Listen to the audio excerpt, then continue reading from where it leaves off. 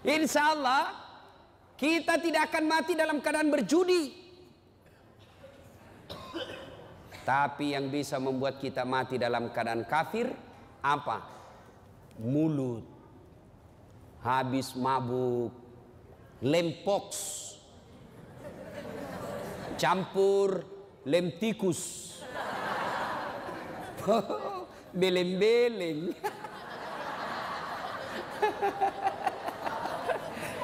Bayangkan lempox nah campur lem tikus. Saya bilang campur kau juga lem Korea, ndak bisa terbuka mulutmu dong.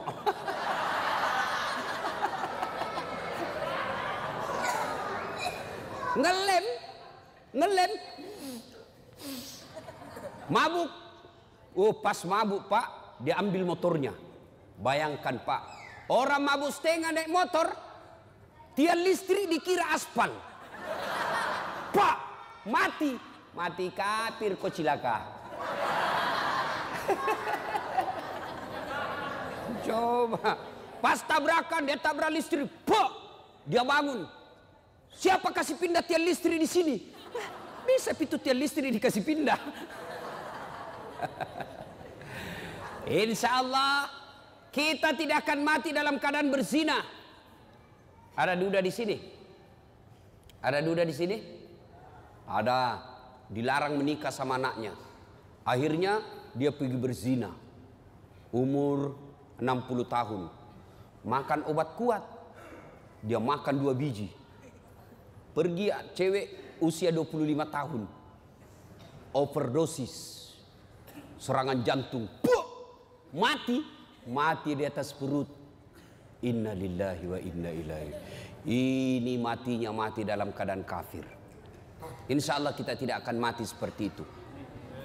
Tapi yang bisa membuat kita mati, makan barang haram. Contoh, jangan marah, contoh. Ada anak sekolah SMP, buru-buru pergi sekolah, diambil motornya, balap. Wah, ternyata tidak pakai helm. Dia langgar rambu lalu lintas, dikejar sama polisi. Sehingga cabut, langsung ditarik kunci mobil motornya. Kamu melanggar. Kenapa kau lihat rambu ini? Kau tidak lihat? Saya lihat. Kenapa kau langgar? Saya tidak lihat bapak.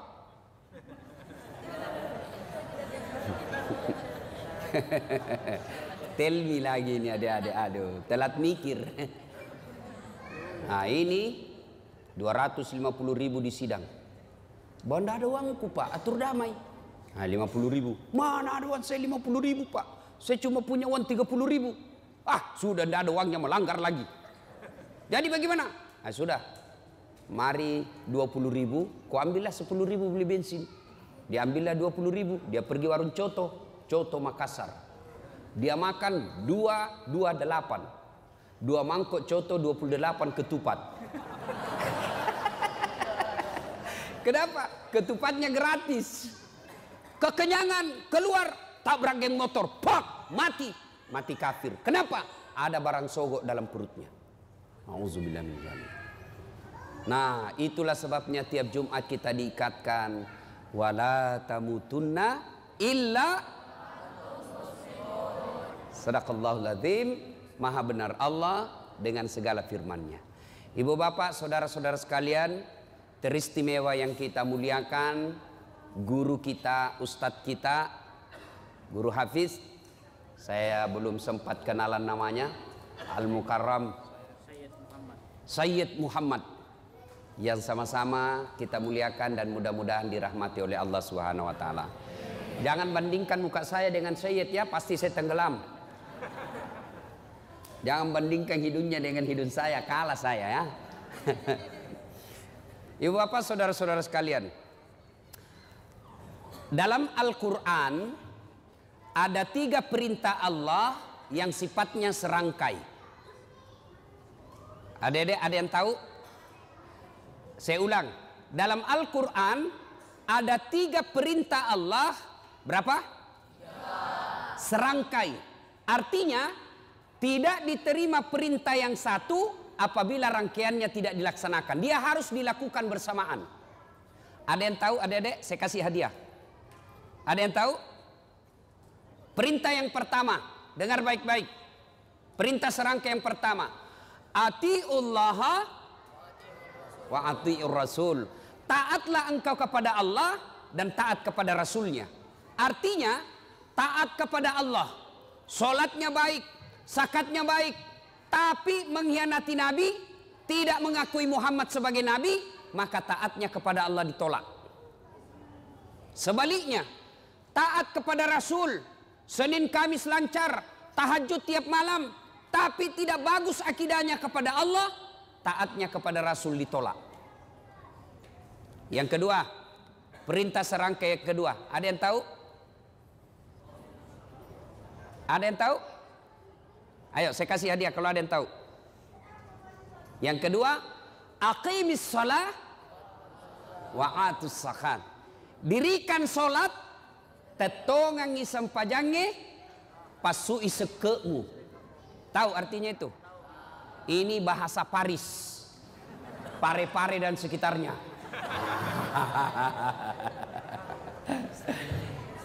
Perintah serangkai yang kedua, dirikan solat, tunaikan zakat. Artinya orang yang mendirikan solat tapi tidak membayar zakat padahal sudah mampu, maka solatnya akan ditolak. Sebaliknya, orang yang bayar zakat, zakat harta dia tunaikan, zakat fitrah dia bayar, tapi tidak solat, zakatnya akan sia-sia. Perintah serangkai yang ketiga, anis kurli wali-wali, bersyukur kepada Allah dan bersyukur pula kepada kedua orang tuamu. Artinya ada anak remaja hitam jidatnya gara-gara sholat, hafal Quran, Senin Kamis dia puasa, tiap malam dia tahajud, malam Jumat dia itikaf di masjid, kemudian membersihkan masjid, ikut ngajar ngaji di masjid, tapi durhaka kepada kedua orang tuanya. Bapaknya dia hianati, ibunya dia keluarkan air matanya. Kata Nabi, demi Allah, demi Allah, demi Allah, jangankan masuk surga, baunya surga diharamkan bagimu. Nah, adik-adik sekalian, saya ingin menyampaikan beberapa kisah anak durhaka. Satu, zamannya Isa alaihi salam. Ada yang tahu Nabi Isa nabi keberapa? Angkat tangan, siapa yang tahu? Hadiah. Siapa yang tahu? Nabi ke-20 tuh? Hah? Ah, enggak dapat hadiah kalau berjamaah. 24. Zamannya Isa alaihi salam ada pemuda, Pak. Bagus agamanya, kira-kira sekarang ketua remaja masjid kalau sekarang. Ibadah saja kerjanya, bagus amalnya, akhlaknya baik.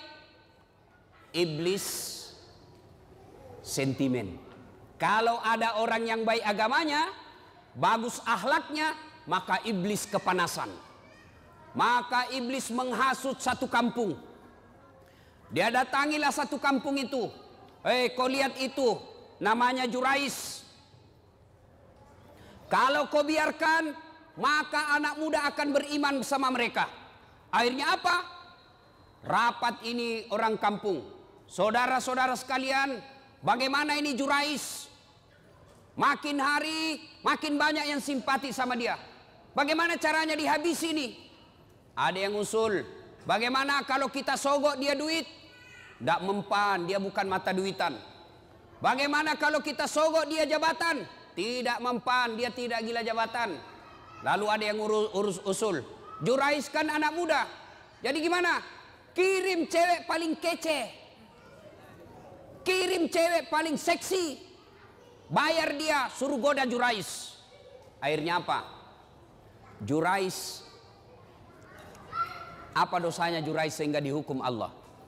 Suatu ketika lagi sholat sunnah, Allahu Akbar, dipanggil sama ibunya, Jurais, Jurais sini kamu. Bingung Jurais, saya sholat atau jawab panggilannya ibuku. Dipanggil kedua kalinya ibunya, Jurais, sini kamu. Jurais tidak menjawab, bingung, saya lanjutkan atau saya sholat. Akhirnya apa? Dipanggil 3 kalinya, Jurais, sini kamu. Tidak menjawab. Ibunya pun tidak tahu kalau Jurais lagi sholat.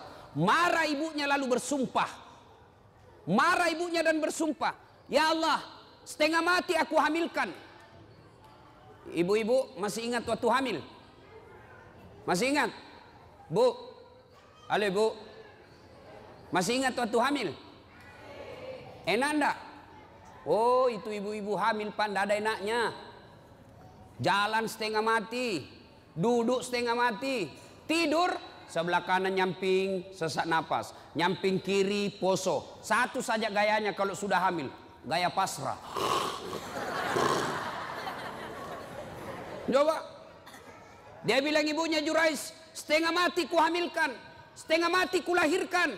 Ibu-ibu masih ingat waktu melahirkan? Ada ndak ibu-ibu melahirkan senyum? Ada ibu-ibu melahirkan keluar kona. Tidak, pasti setengah mati.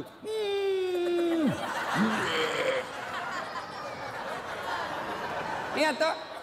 Paling kalau bapak-bapak menderitanya, kapan bapak-bapak menderita? Ngidam.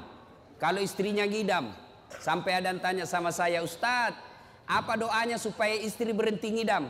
Saya bilang, apa ngidamnya istrinya pak? Dia bilang, nanti dia bisa tidur kalau dia lihat saya duduk di atas lemari. Wah, jadi kalau istrinya mau tidur jam 10, setengah 10 sudah naik suaminya di atas lemari. Saya bilang, berhenti kau nak kasih bodoh-bodoh kau itu.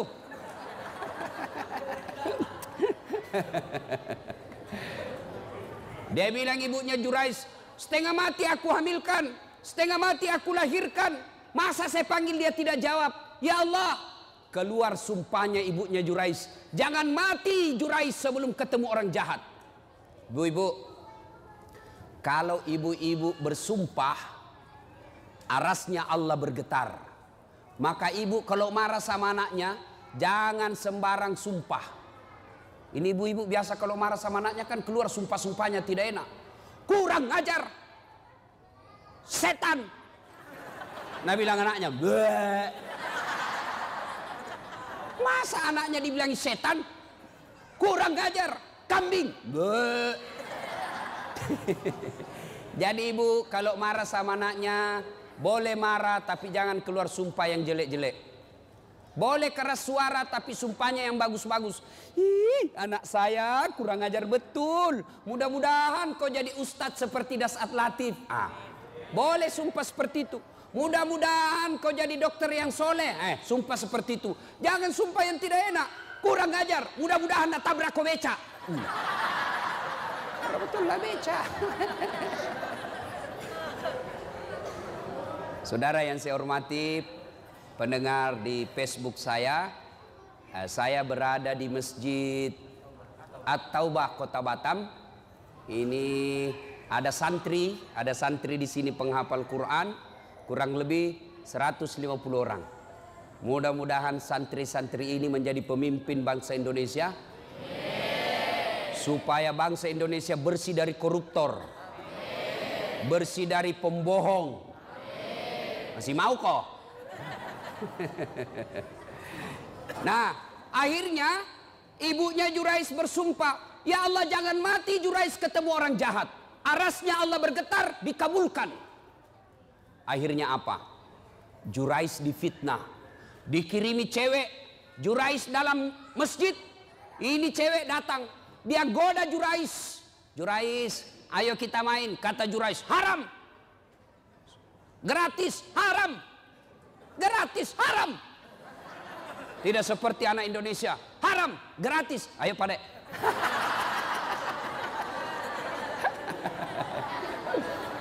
Ini cewek sudah dibayar, mondar mandir di depannya Jurais. Jurais mantap, astagfirullah. Dia tutup matanya, astagfirullah, astagfirullah, astagfirullah.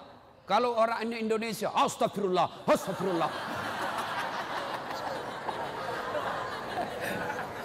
Mulutnya istighfar tapi matanya melotot. Astagfirullah, astagfirullah. Akhirnya ini perempuan gagal menggoda Jurais. Semakin dia menarik-narik telanjang, Jurais tunduk, tidak tergoda.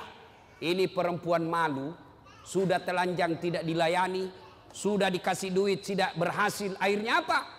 Dia pergi berzina dengan pengembala kambing. Setelah bersinah di pengembala kambing, hamil. Tabrakan antara cowok dengan cewek. Dek, kalau mobil tabrakan, pak! Mobil sama mobil penyok. Penyoknya lari ke dalam. Kalau cewek sama cowok tabrakan, pak! Penyoknya lari keluar. Hamil. Begitu hamil ini cewek, dia kemana-mana pidato. Saudara-saudara sekalian, kenal tak Jurais? Kenal. Itu tuh yang kerjanya soleh, dia bilang dirinya.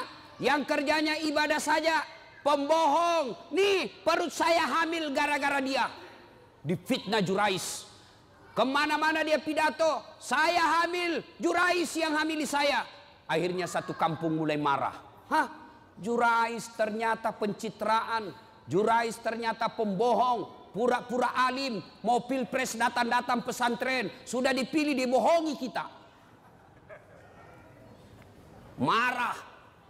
Akhirnya Jurais dilempari. Dilempar. Sampai kena pipinya. Berdarah pipinya. Kata Jurais, demi Allah bukan saya. Ah, bohong. Dilempar lagi. Bukan saya. Demi Allah bukan saya. Akhirnya begini. Kata Jurais begini. Bos, biar saya bilang tidak, kau juga tidak percaya. Kau tuduh saya tidak mau terima. Jadi bagaimana? Kita tunggu sampai lahir ini anak, kita tanya siapa bapaknya. Ringkas kisah. Lahir anak ini. Begitu lahir, masih merah, masih orok, dipencet pusatnya sama Jurais. Ya fulan, anak, ngomong kau, siapa bapakmu? Demi Allah, siapa bapakmu? Dengan izin Allah, ngomong ini bayi. Apa dia bilang? Bapakku bukan Jurais, bapakku pengembala kambing di tetangga desa. Apa dia bilang Jurais? Ku bilang memang bukan saya. Akhirnya Jurais bebas dari tuduhan itu. Coba adik-adik sekalian. Jurais, pemuda yang taat beribadah, dihukum oleh Allah gara-gara apa? Ibunya lagi memanggil dan ibunya pun tidak tahu anaknya lagi sholat. Itulah sebabnya ada 11 kewajiban anak kepada orang tua. Satu diantaranya adalah menjawab panggilannya. Ustadz, bagaimana kalau kita lagi sholat Ustadz? Dipanggil sama ibu. Maka kalau dia laki-laki, misal baco. Orang Bugis itu kalau anak laki-laki baco. Kalau perempuan ece. Banyak orang Bugis di sini? Banyak. Jago ini orang Bugis Pak. Kemana-mana saya ketemu orang Bugis. Saya ke Pulau Kijang, banyak orang Bugis. Saya ke Guntung, banyak juga orang Bugis. Saya pergi pelosok Kalimantan Timur, ketemu banyak juga orang Bugis. Saya pergi Singapura, ada Bugis Street. Saya pergi Sabah Sarawak, banyak juga orang Bugis. Begitu saya masuk penjara, banyak juga orang Bugis. Penceramah juga malam ini orang Bugis juga. Wah. Ibu bapak saudara-saudara sekalian, Jurais dihukum oleh Allah gara-gara apa? Dipanggil ibunya dia tidak menjawab padahal dia lagi sholat. Nah, bertanyalah orang, Ustadz, kalau lagi sholat dipanggil ibu, bagaimana caranya menjawabnya? Kalau dia laki-laki, Rahman, maka jawabnya Allahu Akbar. Panggil lagi, Rahman, Allahu Akbar. Tapi kasih tahu ibunya dulu. Besok-besok ibu, kalau ibu panggil saya Rahman, saya bilang Allahu Akbar, berarti saya lagi sholat. Karena kalau ibunya tidak tahu masalah agama, Rahman, Allahu Akbar, kurang ajar. Dipanggil dia takbir. Oh Rahman, Allahu Akbar, kurang ajar betul ini anak. Itu, tapi jangan juga pura-pura bos. Dia tidur, Rahman, Allahu Akbar. Padahal dia tidur, wah dongok-dongok.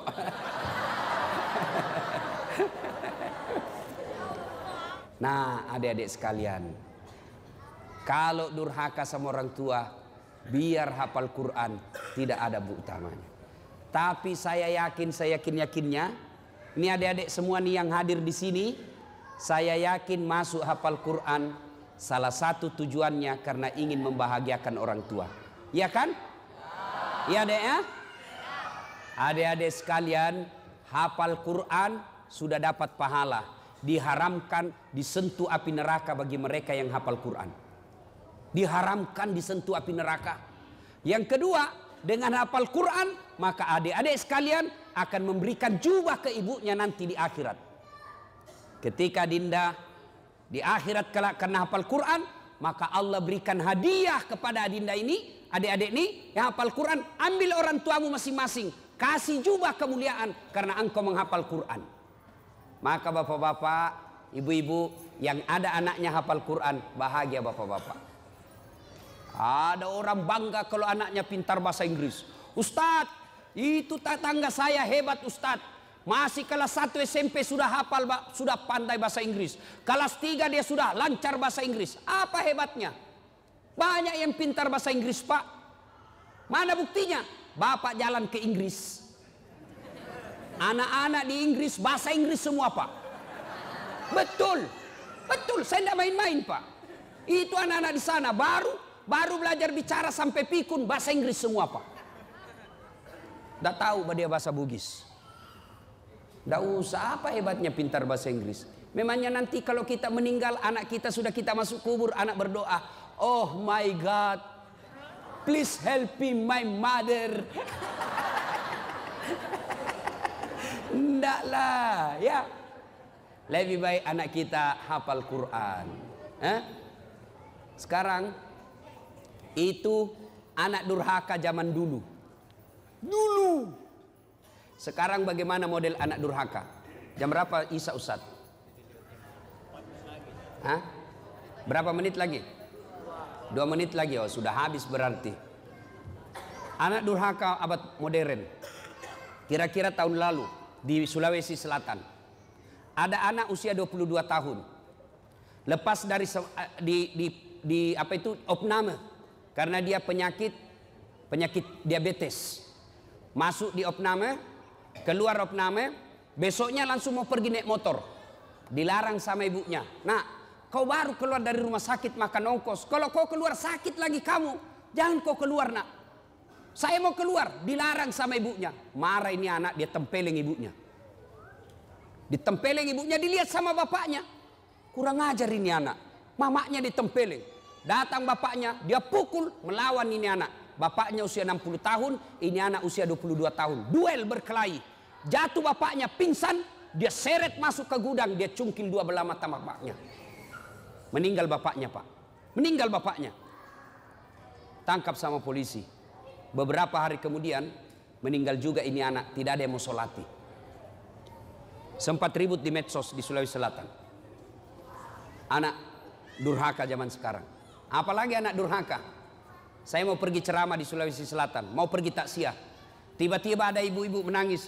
Ustadz, tolong datang ke rumah saya, Ustadz. Nangis, Ustadz, tolong bantu saya. Kenapa ibu? Tenangkan ibu, tarik nafas. Tenang ibu, meninggal suamiku, Ustadz. Tolong datang ke rumah, saya tidak tahu urus bagaimana cara. Saya bilang, bagaimana? Mana semua anak-anaknya? Anakku sibuk semua, Ustadz. Saya datanglah ke rumah itu. Begitu saya datang di rumahnya, saya bilang, Bu, mana nomor teleponnya anaknya? Saya minta nomor telepon anaknya, lalu saya teleponlah anaknya yang pengusaha di Samarinda. Orang kaya di Kalimantan. Tabe, Daeng, meninggal bapaknya. Apa kata bapaknya? Daeng, ada berita duka, meninggal bapaknya di Makassar. Apa kata anaknya? Oh, sudah lama memang sakit itu bapakku, Ustaz. Jadi saya bilang, jadi bagaimana Daeng? Ditunggu atau tidak? Apa jawabannya? Tidak usah ditunggu, Ustaz. Biar saya pulang tidak merubah keadaan. Jadi bagaimana? Silakan kirim SMS nomor rekeningnya Pak Ustadz. Biaya pemakaman dan pengurusan jenazah saya transfer, Ustadz saja yang ngurus. Anak durhaka, Pak. Bapak mau punya anak seperti itu? Mau punya anak seperti itu? Tentu tidak mau. Mau punya anak yang soleh dan soleha? Mau punya anak yang soleh dan soleha? Masukkan ke pondok anak kita. Coba kalau anak kita di pondok, Pak. Coba anak kita di pondok, sholat 5 waktunya berjamaah, makannya jelas halal, ucapan-ucapannya jelas tidak pernah bicara kotor, jelas dia tidak akan tersentuh oleh yang bukan muhrimnya, makanannya bagus, meskipun barangkali tempe, meskipun ala kadarnya, tapi halal. Tapi kalau anak kita di luar, mungkin di rumah makanannya ayam, tapi kalau dia keluar rumah, apa yang dimakan? Narkoba, lem pox, lem Korea. Ibu bapak saudara-saudara sekalian, banyak hal yang ingin kita sampaikan, tapi waktu Isya yang telah sampai. Insyaallah lain waktu dan kesempatan kita lanjutkan. Adik-adik sekalian, inilah tausiah kita, mudah-mudahan ada manfaat. Kalau ada yang masih mau menyimak ceramahnya Pak Ustadz, ibu-ibu, adik-adik, bapak-bapak, silakan simak ceramah saya di YouTube. Tulis saja nama saya, Das'ad Latif, Das'ad Latif, keluar itu ceramah saya yang ratusan. Nah, sudah klik satu, nah, sudah keluar ceramah, jangan lupa kasih tanda begini. Jangan begini ya, jangan begini. Jangan begini. Kalau ada orang ustadz dia kasih begini, dia cari kau nanti malaikat. Kenapa kasih begini Ustadz Dasar?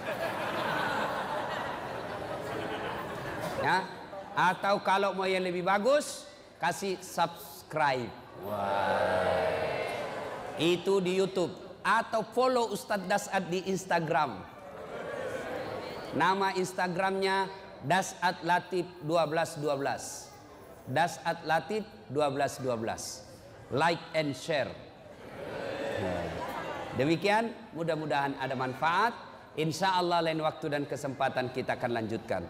Terima kasih jamaah dan pemirsa saya di Facebook. Mudah-mudahan kehadiran Anda di tempat ini, melihat ceramah saya, manfaat dan insya Allah mampu diamalkan dalam kehidupan sehari-hari. Demikian, lebih dan kurangnya mohon dimaafkan. Nun wal kalami misrun billahi fisabilil haq. Assalamualaikum warahmatullahi wabarakatuh.